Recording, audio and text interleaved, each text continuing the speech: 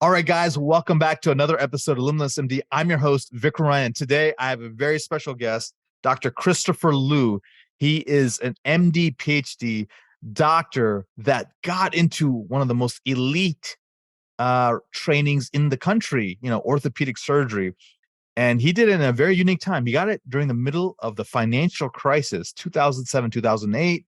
He was in the middle of it. And then something happened to where he's like, you know what? I'm going to pivot. And, a lot of us physicians, we wait, we practice, we do all that, and then we pivot. This gentleman decided to pivot in the middle of his training. He left his trajectory of becoming a, well-paid, well-heeled orthopedic surgeon and went into investing. He developed a company for financial freedom for physicians. And now he's here to tell the story of all the different passive income streams and active income streams he's doing outside of medicine to inspire doctors just like you listen to the podcast.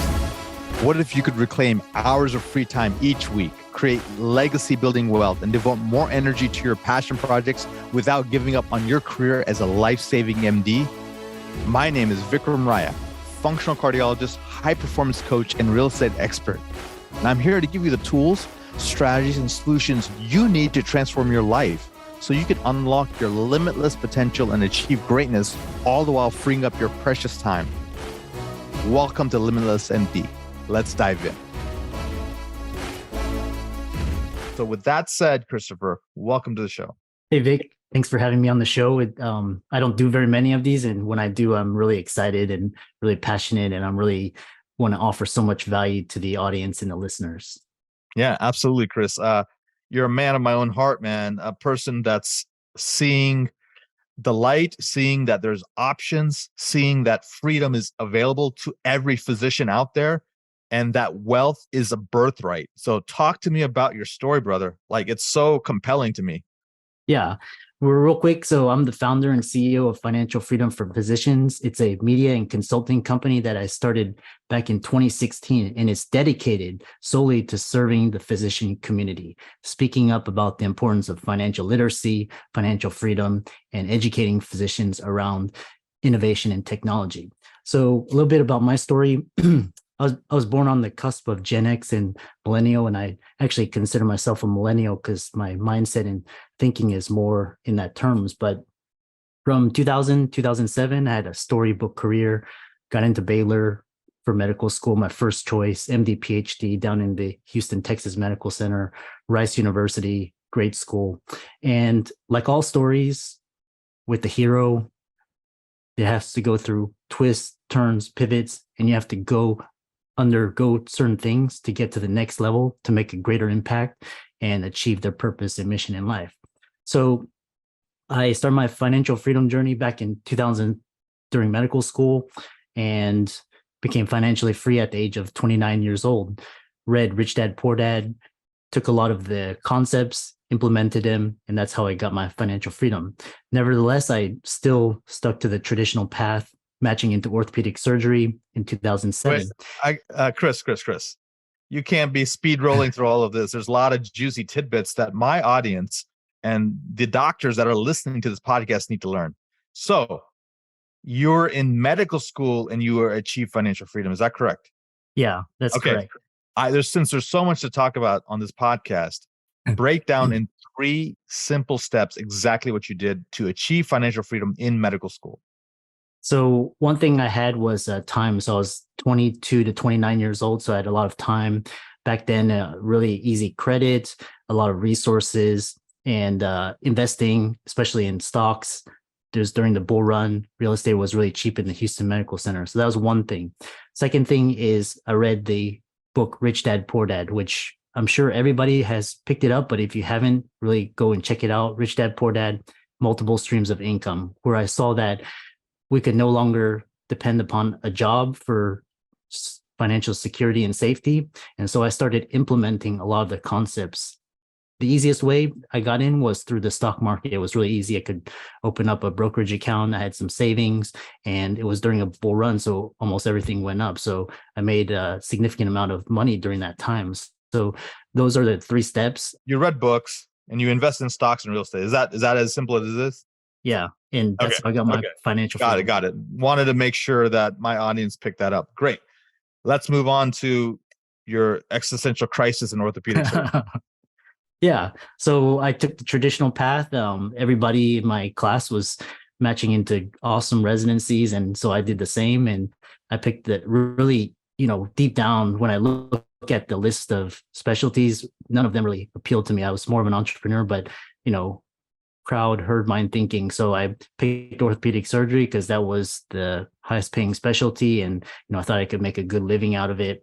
And I'm more of a surgeon type thinking. So got in and I realized, day one, I walk into orientation, that room, and my intuition was like, this isn't going to work out. I'm more of an entrepreneur. I saw the healthcare crisis looming.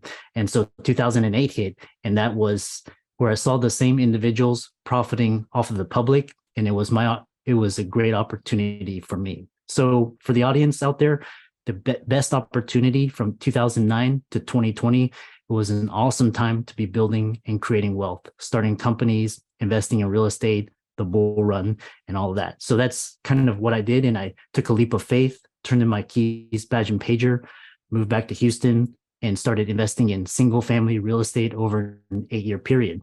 And I amassed a portfolio such that I was able to retire at the age of 38 years old, and that was 2016. So it's 2016. So let's unpack some of that again. Okay. Awesome. So did you do this on your own? Did you have friends? Did you have family? Where did you get the capital from? Let's talk about some of that. Yeah. So I tell these inspiring stories because I had three things going for me. One is I had no student loan debt.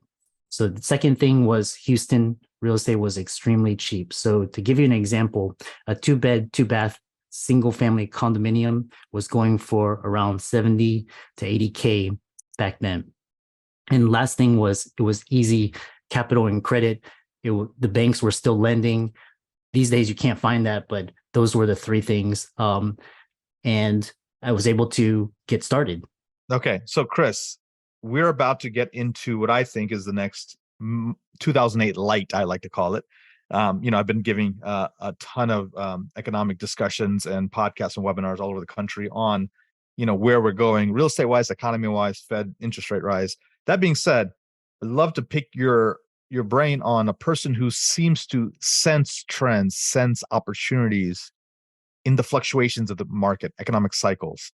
They say, history doesn't repeat itself, but it rhymes. And that being said, how are you getting ready to take advantage of what is coming next? So to be a caveat, what I like to say is the economic environment these days is a lot different than back in 2008. So a little bit back then you could do one or two strategies. You kind of knew the direction and trend, but now here you have a lot more uncertainty and volatility. And so you have to be a little bit more nimble. Certain asset classes will go up and down and they become uncorrelated with each other. So for me, how I'm positioning and pivoting is I'm looking more into the digital asset ecosystem. So as a caveat, as a disclaimer, do physicians need to be in digital assets? No, they don't. They can do their, they can invest in dollar cost average in the stock market. Real estate is kind of tricky now with interest rates, but all I'm trying to position myself is increasing options. It's another avenue to diversify your portfolio. It's either to increase your gains or to hedge against economic uncertainty. So that's how I'm kind of positioning in So when you myself. said options, are you referring to optionality or are you referring to stock options? So more choice, more options. Okay, optional. Okay, so yeah, I want to really cut through everything because a lot of people use high level language, and my physicians, they just want to know what the heck that people who are successful are thinking now. So you're buying stocks carefully and you're looking for opportunities in real estate. Is that what you're really saying? In the current market? Yes. Yeah. So And current market. and obviously the digital assets is is thought leadership and all the other stuff. That's another stream of passive income. I've had people like Chester Zoda. I've had people like Peter Kim on here who are creating digital assets, digital infrastructures, digital followings, eyeballs, if you will, which is the next liquid gold.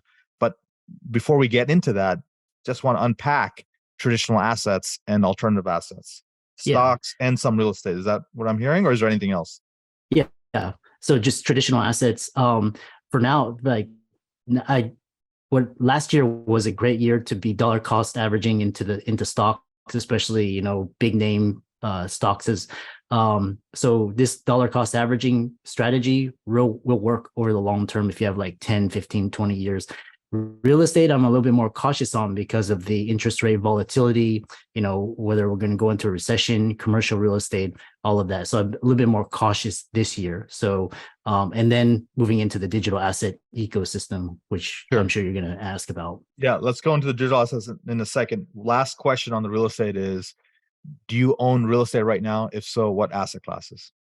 So yeah, I do own real estate as it's a main component of my portfolio, about 50 to 60% currently, and it's all in single family. So it's just basically And in Houston? Houston, Texas. Yeah. Got it. Got it. Okay, cool. Fantastic. So let's get into digital assets. What the heck are digital assets? What is a digital asset ecosystem? And why are you so keen on that right now? Yeah. To give you a really interesting backstory was I went to school with the co-founder and now CEO of Coinbase, and that's how I got introduced to the concept of Bitcoin. And initially, I was very skeptical about it, but I went and read the white paper, and it really opened my eyes to how fragile our financial system is. So I invested early back in 2012, and I've continued to add into my portfolio, into my holdings. And I've also invested early into Ethereum as well, which is back in 2017, which is another type of digital asset. It's more of kind of like the internet, decentralized internet, the currency of the decentralized internet. You're investing in blockchain and cryptocurrency, and you're still bullish on that despite what we've seen, which is the crypto winter. Yeah, exactly. Right now is the best time because right now is the Bitcoin halving, which is next year, which basically reduces the supply by half. So every 4 years, Bitcoin supply gets halved. So, and as the demand grows, you'll see the rate of adoption, the hash rate, all of the mining, all the activity is increasing at an exponential rate compared to the early days of the internet, which is why I'm really bullish about it. Short term, you're going to experience a lot of volatility, a lot of uncertainty, a lot of regulatory unclarity. But if you zoom out 10, 20 years, this could be the next internet, in my opinion. Now, do physicians need to get into this? No, they don't. They have very high incomes, they have stable incomes, they can invest in real estate, stocks, and all of that. But like I said, it's just another avenue, it's another option for you to diversify your portfolio, especially given the recent banking failures, the financial crises that we're seeing more and more frequently. So the way I always think about investing in buckets. So you have more of a growth security bucket, could be some things with like very fixed income kind of returns. And then, stocks could be, or depending on stocks / real estate could be, secondary buckets where the growth is a little bit faster, but the risk has, slightly increased. And then finally, more of a speculative investment could be the crypto where high risk, high reward. And then is there anything else that you want to share with our audience on strategies to either invest or create passive income streams?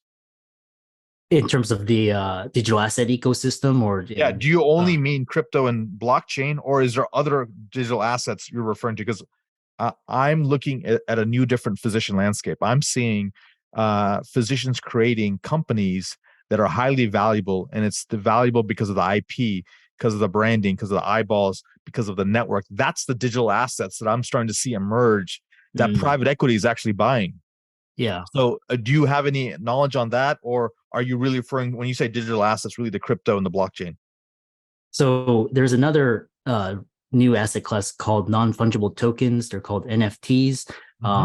Again, these are highly speculative, and but again, do physicians need this? No, but it's another way. But the underlying technology of non-fungible tokens is going to empower ticketing, digital identity, membership, loyalty rewards. You're starting to see major brands such as Nike, Starbucks, all of these try to incorporate this new technology.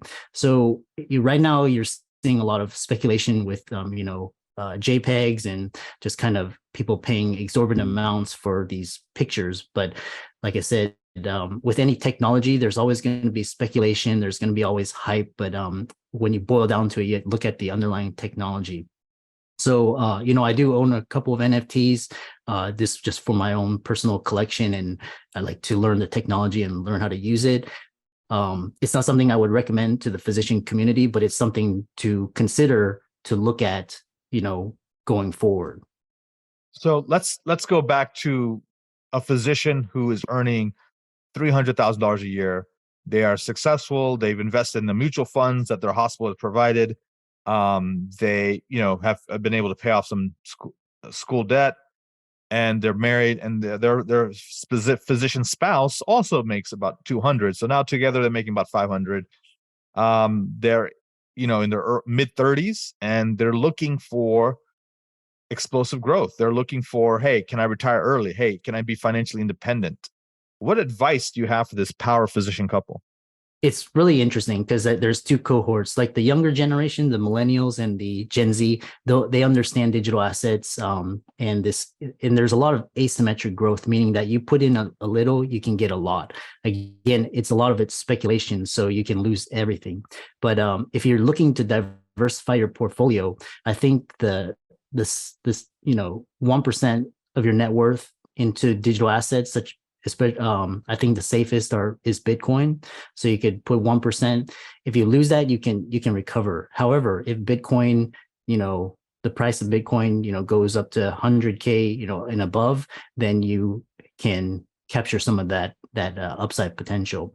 So that's one thing. But again, you don't need to do this, because as making 500K a year, you can, like I said, dust color average, you can invest in real estate. Main thing is have a savings plan, keep watch your expenses, and keep your tax liability low. So that's kind of, it's always this dichotomy between, high income, do they need this, versus, there's safer and alternative ways. So the way I like to think about it is, so for example, there's private equity, there's hedge funds, there's venture capital, there's angel investing. Do you need to go into these to be financially successful? No, but it's another way to increase your gains, capture some of the asymmetry, capture some of the upside, if you can afford the downside risk. That's awesome, man. That's awesome. So, I'm a Kiyosaki fan myself. And so I love the quote where he says, it's not the investment that's risky, it's the investor. And so that being said, I think for the physician listening, let's gain some more knowledge. Let's get specialized in at least one of these categories, and then really double down on that thing. Warren Buffett says, invest in what you know, and invest in what makes sense to you. So if you can understand it, you can explain it, you learn more than the average bear, then double down, optimize, maximize. And then when you're ready to diversify, consider a second or third asset class that you start learning about.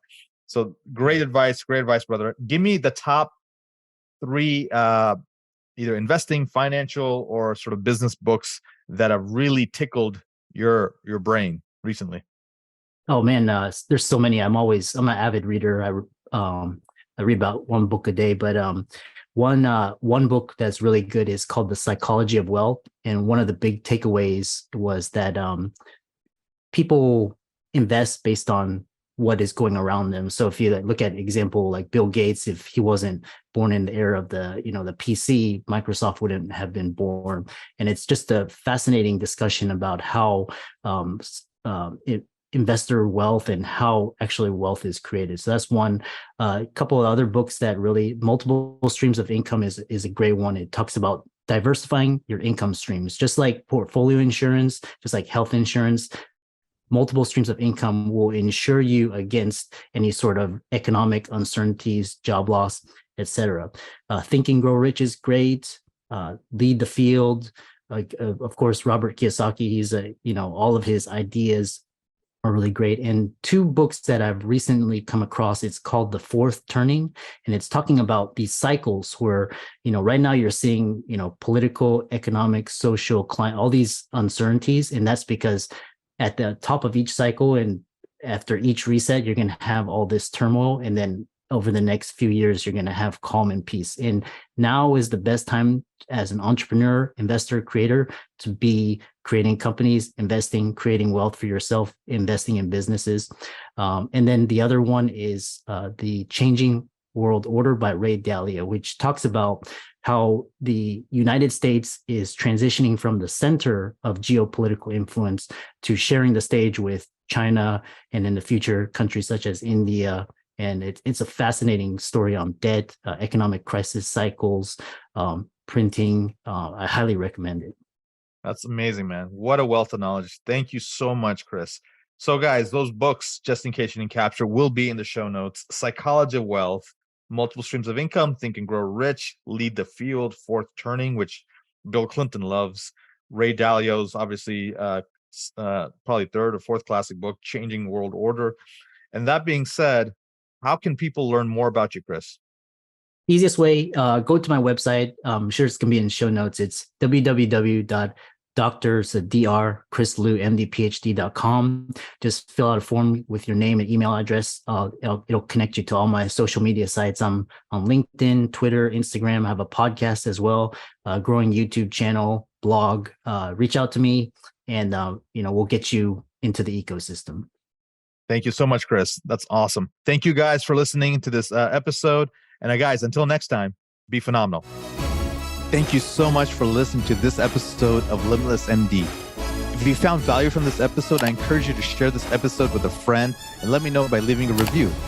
For more information, make sure you check out the links in the show notes below or simply visit vikramraya.com. So until next time, my friends, be phenomenal.